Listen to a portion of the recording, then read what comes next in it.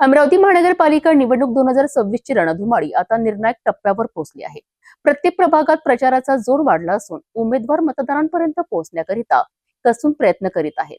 नगर परिषद आणि नगरपंचायत निवडणुकांमध्ये भाजपाला मिळालेल्या यशानंतर महानगरपालिका निवडणुकीतही भाजपाकडनं अपेक्षा वाढल्या आहेत।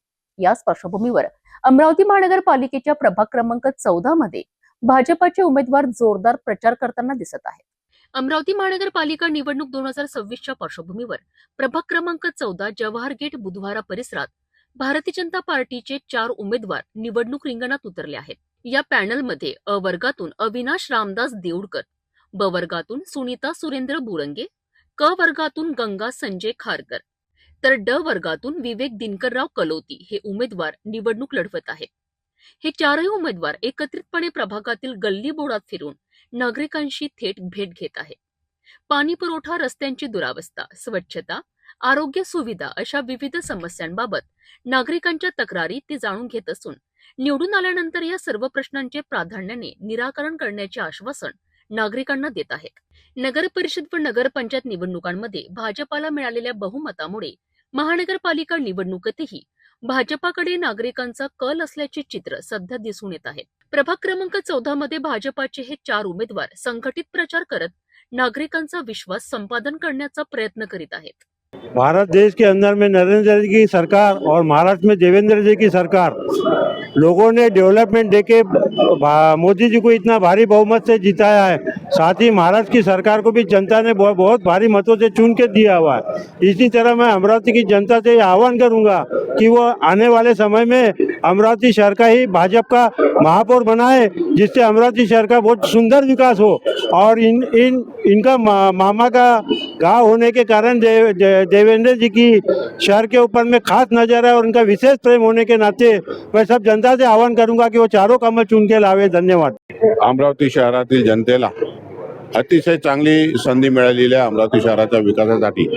कारण की राष्ट्रीय स्तरावर भारतीय जनता पार्टी आहे, राज्य स्तरावर सुद्धा भारतीय जनता पार्टीचं सरकार आहे आणि राज्याचं आणि केंद्राचं सहकार्य या अमरावती शहराच्या विकासासाठी निश्चितच कारणीभूत राहील।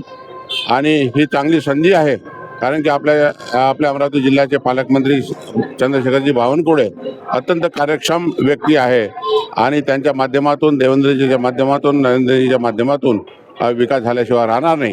नागपूर शहर जसं विकसित झालेलं आहे त्याच धर्तीवर अमरावती शहर सुद्धा विकसित होईल याची आम्हाला संपूर्ण गॅरंटी आहे। त्यामुळं आम्ही अपील करतो अमरावती शहरातील जनतेला की कमळाचं बटन दाबून या कमळाचा महापौर, भारतीय जनता पार्टीचा महापौर महानगरपालिकेवर येणारला पाहिजे। मैं श्रद्धा डाबी, मैंने प्रभात से टिकट मांगी थी 14 नंबर वार्ड से, और मुझे उम्मीदवारी नहीं मिलने के बावजूद भी मैं तन मन धन पूरे मन से बीजेपी के साथ हूँ। और मैं चाहती हूँ कि चारों कमल आए यहाँ से, और इसके लिए हम जी जान से मेहनत कर रहे हैं। जवाहर गेट बुधवारा प्रभागातून भारतीय जनता पार्टीतर्फे आम्हाला म्हणजेच अ मध्ये अविनाश देऊळकर, ब मध्ये संगीताताई बुरंगे, क मध्ये गंगाताई खारकर आणि ड मध्ये मी स्वतः विवेक कलोती आम्हाला उमेदवारी मिळाली आहे। आज आमची सराफा, जवाहर गेट, सक्करसाद या भागामध्ये आमची पदयात्रा आहे। पदयात्रेमध्ये शेकडो महिला पुरुष उपस्थित आहे आणि या प्रभागामध्ये असलेली ही मुख्य बाजारपेठ आहे।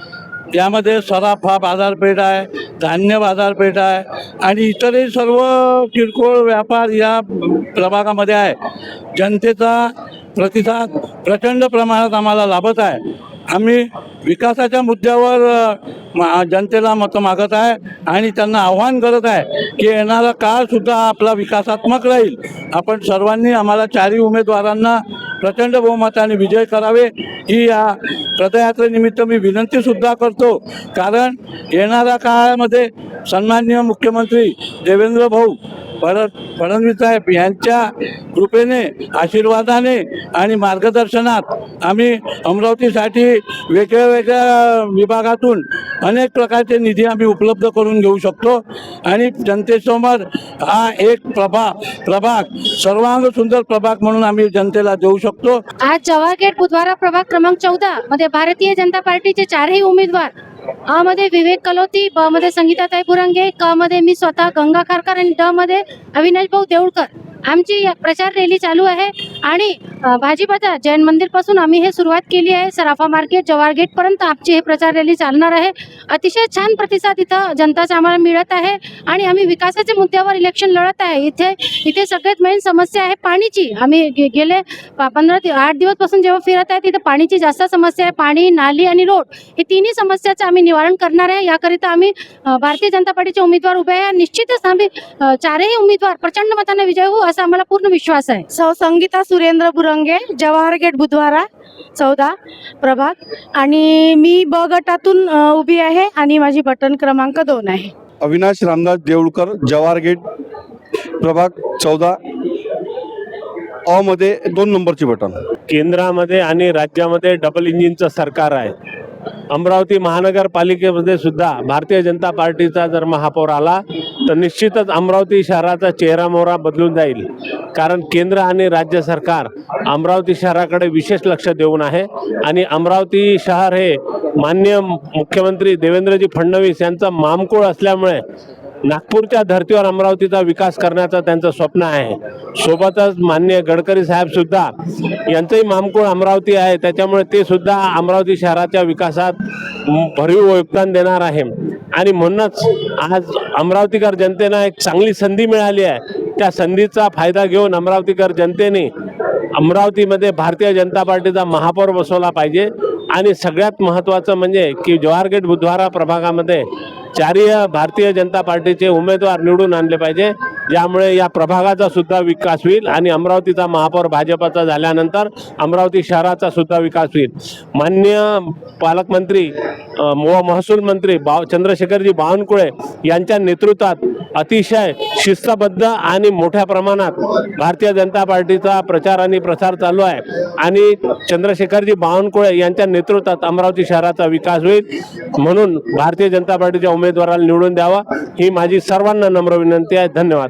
एकीकडे प्रचाराचा जोर वाढत असताना दुसरीकडे मतदारही आपल्या प्रभागांच्या विकासाकरिता योग्य उमेदवार निवडण्याच्या मनस्थितीत आहे.